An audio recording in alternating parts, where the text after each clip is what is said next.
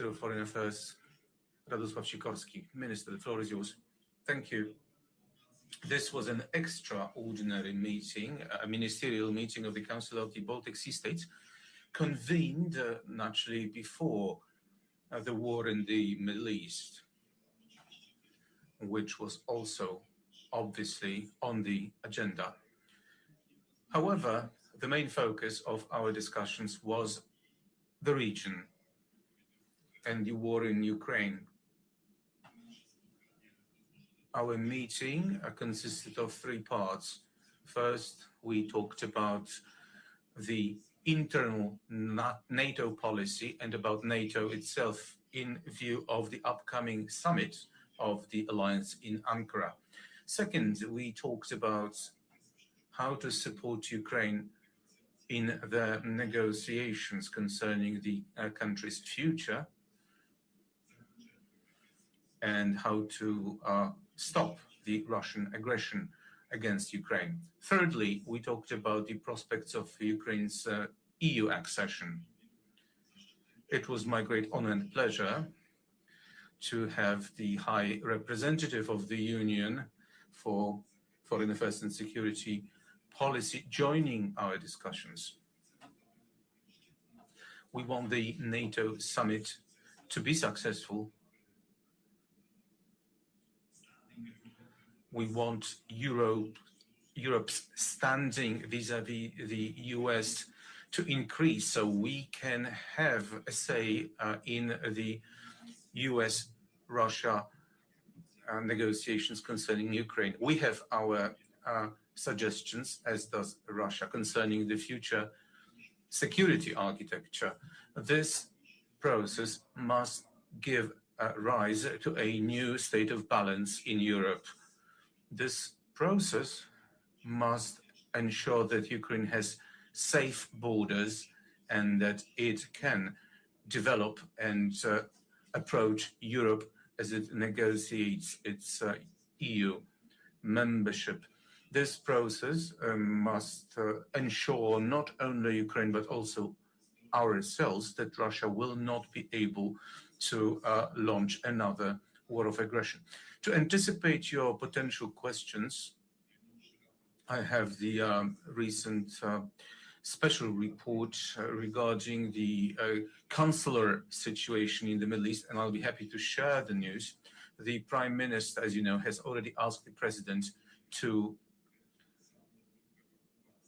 send an emergency plane, a medical flight from Oman. The consular service has identified 57 persons in the United Arab Emirates who could be brought back to Poland tomorrow. Please note that yesterday we only had 3 flights coming to Poland from the Emirates. Today, and they were arranged by travel agencies as legally required. Today we've had 10 flights for people leaving the Emirates, flying into Poland from 2 airports in Oman.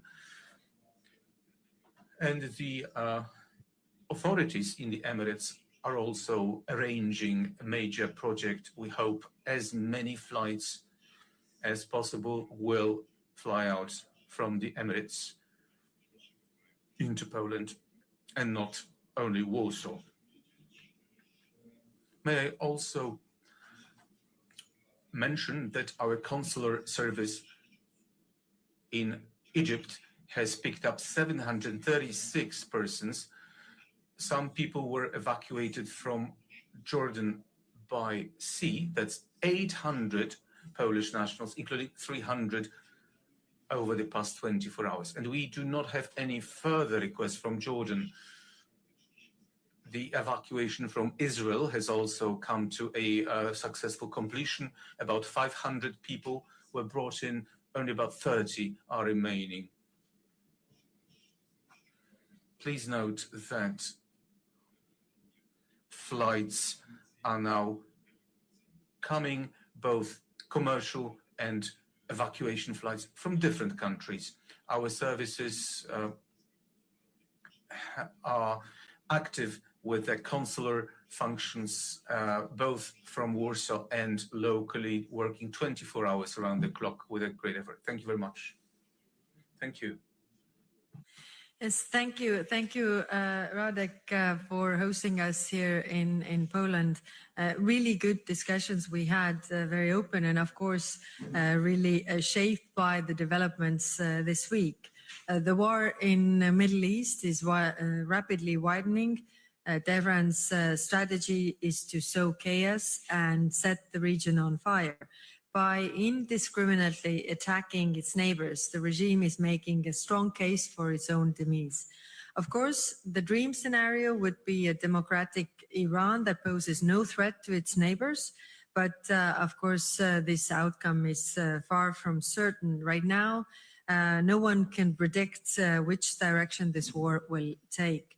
For Europe, it's a dangerous moment. The safety of hundreds of and thousands of our citizens in the region is at stake. EU is coordinating consular assistance and funding repatriation flights for people stranded in the region, and our naval missions help protect international shipping. Tomorrow, we have a meeting together with the EU foreign ministers and the ministers from the Gulf Cooperation Council together to discuss the way forward.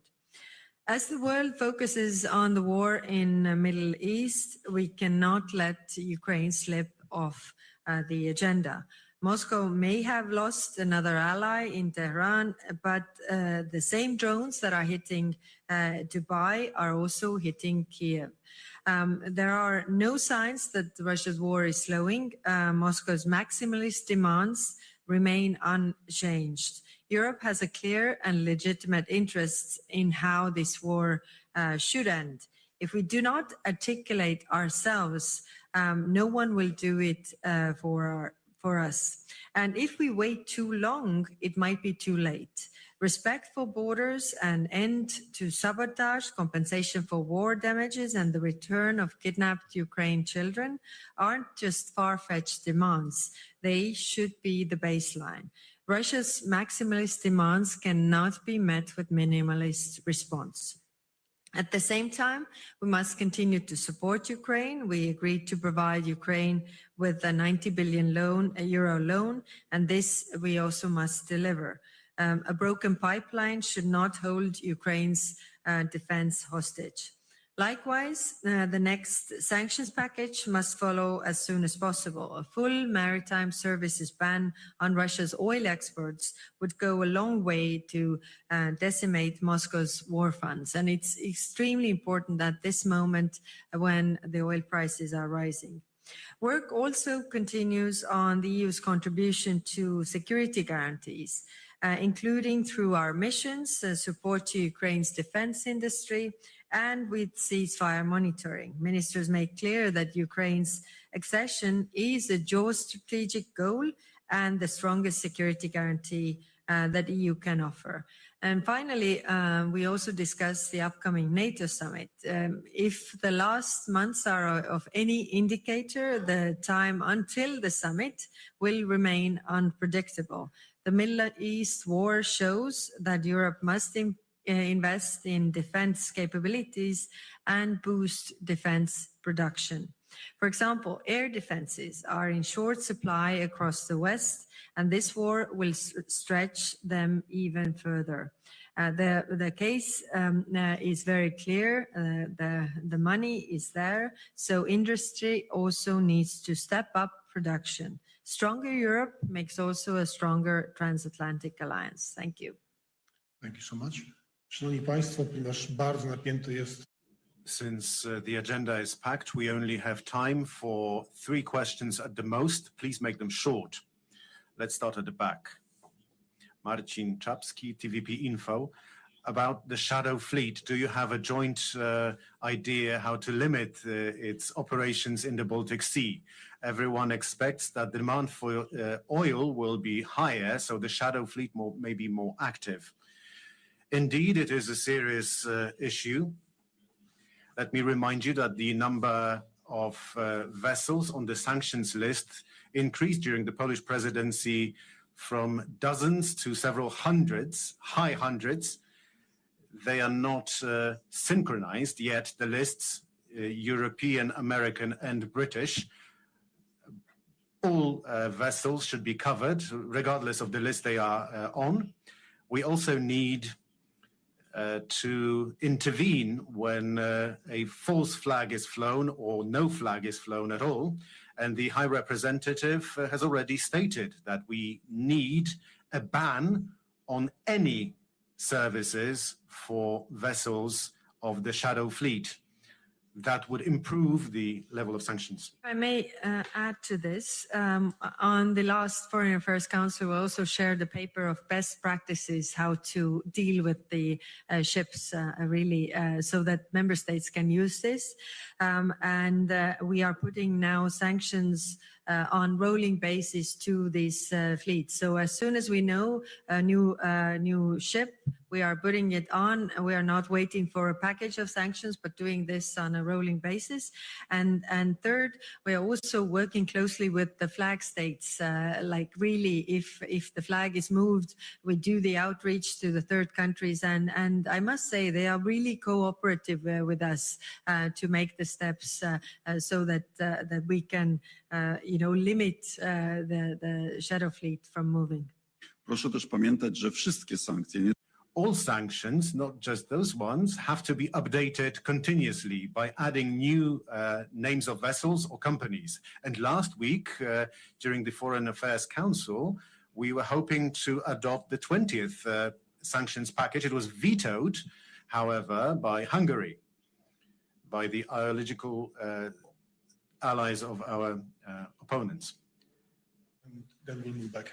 Good afternoon. My name is Kazimierz Łysiak, TVP World. Question to you both about Ukraine, because there is growing concern that the war in the Middle East will divert attention from Ukraine. Is this concern also shared by you? Is it growing among other European leaders? And could you tell us if there are any plans to somehow maybe talk with the United States on some kind of cooperation where Europe would support the US in the Middle East, but in return maybe get some increased pressure on Russia? Thank you. Yes, the worry is there that it's diverting attention away. And that's why today also we had this meeting that we can't let it slip off the table, because this is the real and very close threat to Europe.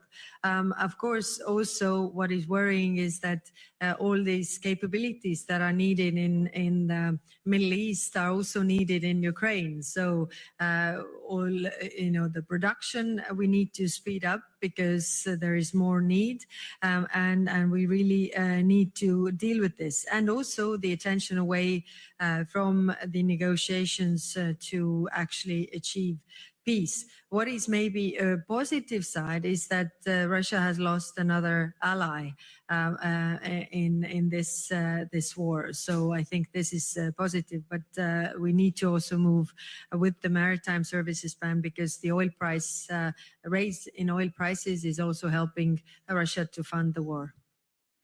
there is a thread that links the two wars.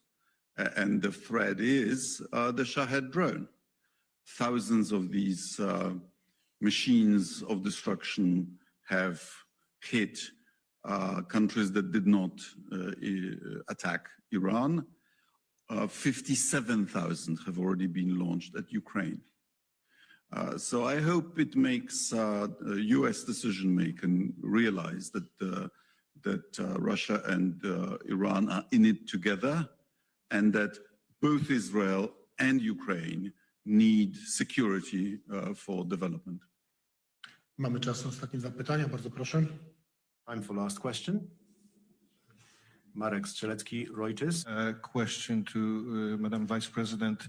Following up on the discussion about Middle East, today there was a Iranian missile heading towards Turkey that was shot by NATO air defenses. How worrying is that, and what are the implications of that in your view?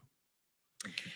Thank you. The worry that this war is widening is very much widespread. I mean, also the attacks of Iran against the neighboring countries in Middle East. We will discuss this tomorrow with the Gulf countries. What can we do in this regard? But also the missiles coming to outside the Middle East are worry. So. Of course, Turkey is able to take down these missiles. We have seen also the drones coming to our directions before, not in this war. So clearly, we are, looking at these countries, what they are asking. So the countries in NATO have Article 4, Article 5. The countries in European Union have 42.7, but the request needs to come from there, and it has not been the case. Iran is broadening the war to countries that did not attack it, to a NATO country and to an EU country. There is a well-known saying, it's worse than a crime, it's a mistake. Dziękuję bardzo. Bardzo proszę. I to będzie już. This will probably be the last question. In Poland, I have a question for Kaja Kallas. Friedrich Merz recently said that the European Union should be part of the negotiation on Ukraine. Will the European Union have its own representative in these talks, and when could that happen? Thank you. Thank you. Yes, this is why I also have proposed to discuss and put forward, ideas. What are our requests for Russia? Because it's clear that in these negotiations there are a lot of concessions made on the Ukrainian side, but none on the Russian side. And it's also clear that that there are also asks for Europe. Now, what is important is that we are not giving, upfront approval to the negotiations that are going on when there are requests for Europe. And that is to be very certain, very clear on this, that we are not giving our consent upfront without negotiation. So that's why we need to be at the table. But we also have asks for Russia if we are at that table. And that's why we also discuss this today. There are issues that are mirroring the requests that are already on the table for Ukraine. They should be also on the Russian side. And there are also issues that concern European security architecture, where, we clearly also have requests for Russia in order to have a sustainable and long-term peace. We are saying this very often, that, the peace has to be sustainable and long-term, but we are not really, putting the finger on it. What does it mean? It means that Russia is not attacking neighboring countries, and how we can live with such neighbor in the future. And that's why it's important that Russia also takes concessions. Thank you. Poland supports the High Representative on this, and judging from the discussion today, as the chair of the Council of Baltic Sea States, I can say that there was virtually unanimity on this, that this negotiation shouldn't be a process of satisfying Russia for it to stop. It has to be a process of creating a new balance of power and a new system of guarantees and concessions and confidence-building measures on both sides, so that we have a peace, not a ceasefire. Madam President, Panie Premierze, thank you so much. Thank you. Dziękuję bardzo Państwu.